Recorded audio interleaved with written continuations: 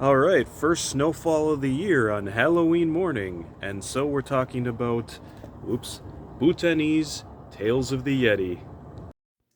Welcome back, friends, to Mike Reads the World, and as I mentioned in this morning's snowy video, we are talking about Bhutan and its Tales of the Yeti. So this, yes, is a collection of folk tales, 22 different folk tales, and what I really like about it is that they are broken up by four different regions of Bhutan, which are all kind of explained and talked about their own identity, how they view the tales of the Yeti or the Migoi or the abominable snowman. Um, and it really is, the culture of these different regions and subregions of Bhutan are intermingled with these folk tales and very much a part of each story. So the author, actually, Kunzang Choden, there she is, was born in Bumthang, central Bhutan, in the year of the dragon, 1952. I'm just reading straight from the flap here. It was during her childhood that Bhutan had opted to shed its self imposed isolation for modernization and socioeconomic development.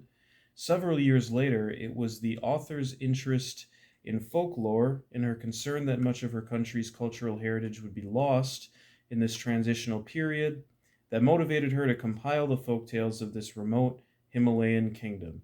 She's the first writer to chronicle in her country's oral tradition in English. The Yeti in Bhutan is her second book. She's also authored Folktales of Bhutan, which was published in 1994. So, this book is 1997, is when it was published, and yeah, that's what it is. It's an anthropological work, a collection of folk tales. The author, or I should say compiler, she took many of these tales directly from people living in these different regions who told the stories to her.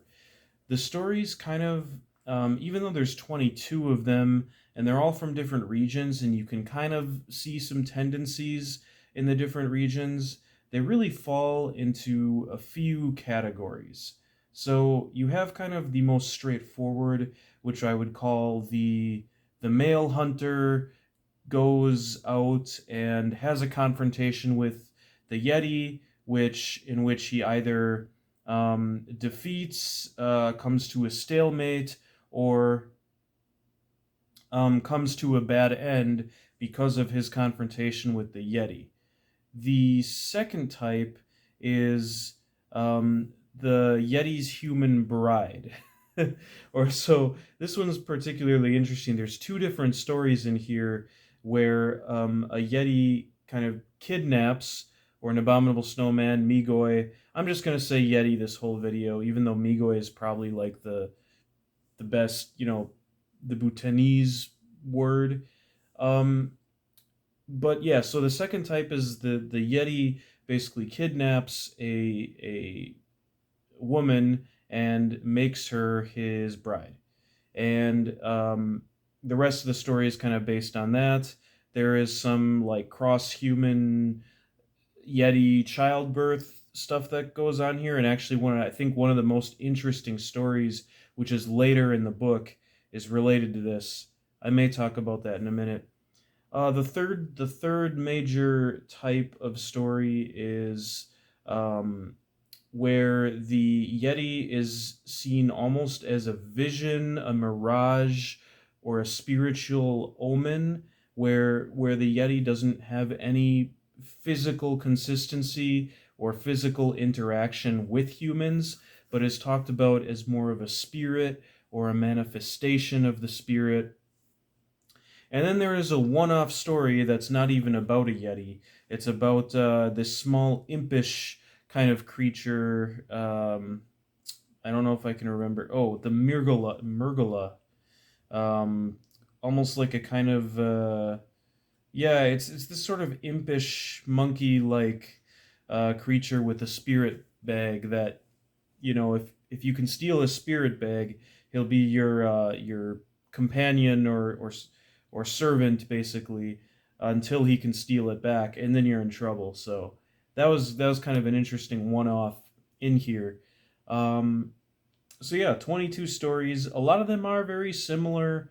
When I finished the book, and even as I went along, I kind of had a hard time telling some of them apart.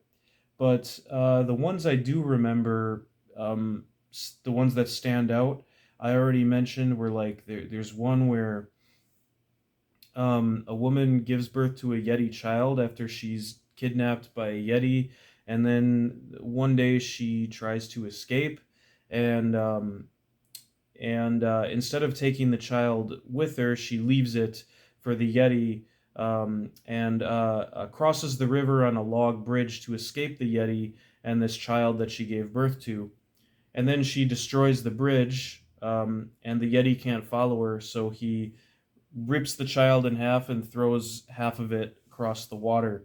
So there you go. There's some pretty surprising and you know, I guess you would say, yeah, shocking, gory moments in some of these stories. They're not frequent, actually. That story was a particularly shocking one. Um, but there are a couple others like that. Another favorite story of mine is when a Yeti basically eats or uh, uh, yeah, eats this girl's brother, and she goes into the cave to try to find him, and she sees that, okay, yeah, uh, there's a Yeti here, and then she has to figure out how to escape. So she tricks the Yeti into covering himself with butter, and then rubbing hot coals on himself, and then he bursts into flames. There's yeah, so there's some really kind of wild, bizarre tales in here, and my tea is just finished, so I'm gonna go get that and then continue. Okay, so I thought about doing the approach with this book similar to what I did with the folk tales from Chad and reading a couple, but in the end I decided that wasn't the best approach, just out of respect to the author and copyright and so on. I'm just not sure if that's something they'd want. I feel like it's probably okay, but just in case, I probably shouldn't. So yeah, I just wanted to give you a couple examples, like I was just now, of what kind of stories are in here.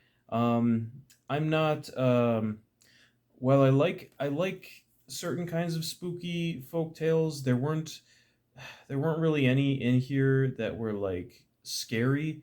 I don't know, the idea of the Yeti, I guess would be more I guess it would be more scary if you were actually in this sort of mountainous environment. Like if I was hearing these around a campfire in like a small village in Bhutan, and I was staying in one of these places, and just immersed in the culture and everything around it, and then I would definitely feel some spooks, especially at night. But it's an environment that's like so different and so removed from, I feel, where I am, and even a culture that's so different from my own, that in some ways reading these folk tales was really like I could feel the sort of cultural gap between me and the book, so to speak. But that's kind of, part of what this Reading the World project is about, is getting um, some exposure to these different experiences. And yeah, not every book has to be this great work of literature. I do find it enjoyable to kind of experience these different folk tales and have these sort of windows into other cultures and other worlds. And on some level, it's interesting to think about small little folk tales like this as miniature stories. And pardon my projection of my own culture into this, but I look at it almost as a type of microfiction, and that there's a sort of pleasure to these short little folk tales. I mean, you could take any one of these little folk tales and turn it into a big novel, right? With if you wanted to. You can take any idea and turn it into a big novel if it's done well and if it has compelling characters. And there's a lot of these stories that I could imagine how perhaps they could be turned into a longer kind of work. But these are stories for, right, sitting around at dinner or maybe telling at festivals or something. I don't know. I'm not sure in what context Bhutanese people might or Bhutanese. I don't know if I'm saying anything right in this video, but that they might tell these stories to each other, like would they do it while traveling? Because there's a lot of talk, for example, about how they move between different altitudes quite a bit to manage their crops. Or there's one story that references summer homes that they'll keep up in higher altitudes where their yaks can graze.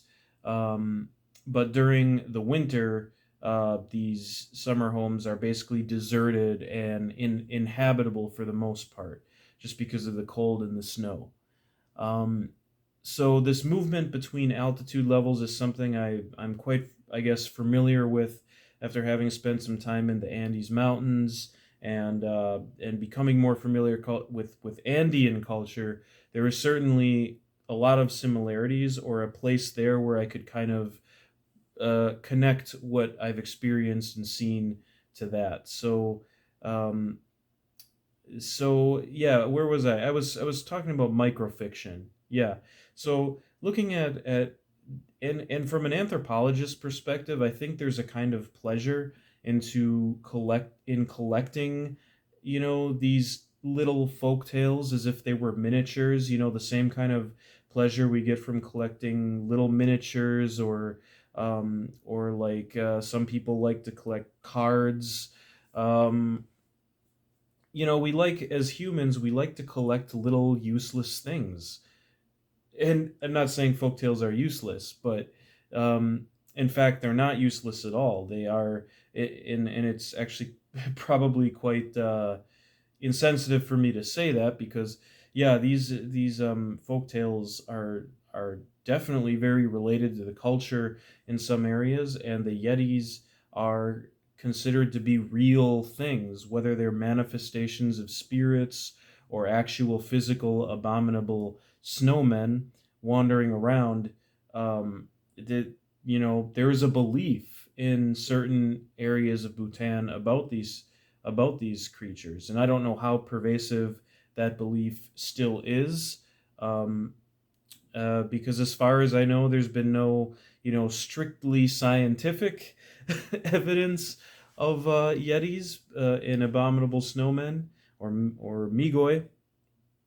Um, but it's been around a long time, and even in this H.P. Lovecraft story at the Mountains of Madness that I just read a couple books ago, the influence of these stories has been worldwide, or at least even far-reaching to H.P. Lovecraft's at the Mountains of Madness, where he references the Migoi as one of the alien beings that comes to Earth as part of the old ones, and um, that there's all these different alien creatures that have come to Earth. So, and the Migoi is one of them, although they're described as like crustacean.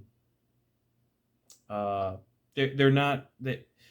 There's one part where they sound like they're described like abominable snowmen, but then there's other parts of his work that they don't. So there's some inconsistency there about what the Migo actually is. But undoubtedly, the Migo, the Migo of H.P. Lovecraft is directly influenced by the Migoi legends of Bhutan. And H.P. Lovecraft obviously read about or heard about these legends somewhere and used them as the basis for one of the alien species of his cosmic vision, um, and literary world that he was creating. So, um, yeah, obviously widespread worldwide influence of the abominable snowman and the Yeti that persists to this day. I don't know if even stories of Bigfoot are connected to this or come from this, but have been kind of transferred to other places. So there's quite a, there's something, and for me, these folk tales, whether they're true or not, are always interesting to me to consider what they say about our subconscious, the human mind, this kind of this belief we have. We fill the void with monsters, right? And sometimes I wonder, in some ways, like, are these stories scary or are they actually comforting? Because in some ways, filling the void with creatures or visions or mirages or something is better than just pure void itself. And it's interesting to me that when I talk about the spooky season, and I love the scary stories and spooky stories, as today is Halloween, this is a great day to reflect on this. I think about how, you know, I almost get I get this warm-hearted, a little bit of tingly chills, but like more so almost this warm feeling of comfort as some people get around Christmas, when it gets to be fall season, and when we can kind of revel in these spooky stories, and the feelings of I guess giving form to the things that should scare us or might scare us. And many people, if you go around like where I live, you'll see, people's Halloween's decorations are more often like cute and funny, but they're still representing what? They're representing ghosts and skeletons and monsters and cemeteries, like, but they're kind of cute and funny and humorous and comforting representations of real fears of, death, um, and kind of this, all that must live must die, and so in some way, this it could be looked at as a celebration. It's harvest time. That's all connected with the spirit of it, and these folk tales are always connected with deep roots in our cultures, in our survival, kind of our basic sort of living off the land survival instincts. And I don't know, I'm just kind of rambling here. This is a good book to to launch some rambles like this. So yeah, I thought I'd just make this one really casual, and because I don't have a lot to like analyze about a book of folktales like this. I read it. Um, I did, and for fear of just, uh, sounding ignorant, I'd be lying to say that I understood all of the cultural references. I mean, on some level, you get it. The author does a pretty good job of explaining what needs to be explained. I mean, this isn't like, she's not trying to make this a literary challenge where you need to decipher. She's trying to tell these stories as simply as possible and give the reader all the information they need to get the gist. But even so, there's kind of strange cultural things that crop up that are hard to wrap your head around, like the fact that mar- marriage. So apparently, in at least one region of these cultures, I don't know about all of them, but there's one story or couple stories that reference these marriages where all a bunch of brothers will share the same wife.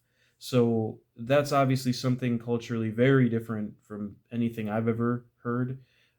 So there's a bit of, yeah, that anthropological challenge, that challenge of um, kind of overcoming your own culture, what you're used to, your own cultural norms, to get on the level of some of these stories and connect emotionally to them.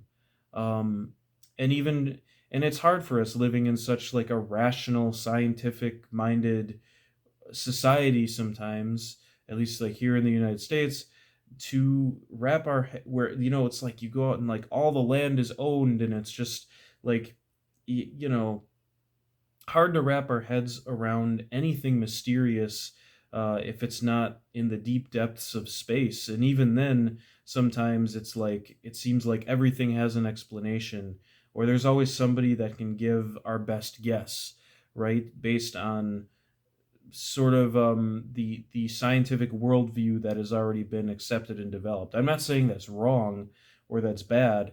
It's just that I'm just saying that it's hard for us to connect with these sort of folk tales sometime because of that, because we don't have as much void, it seems, to fill with myths anymore. I don't know. Maybe everything I'm saying in this video is just rambling nonsense, but that's okay.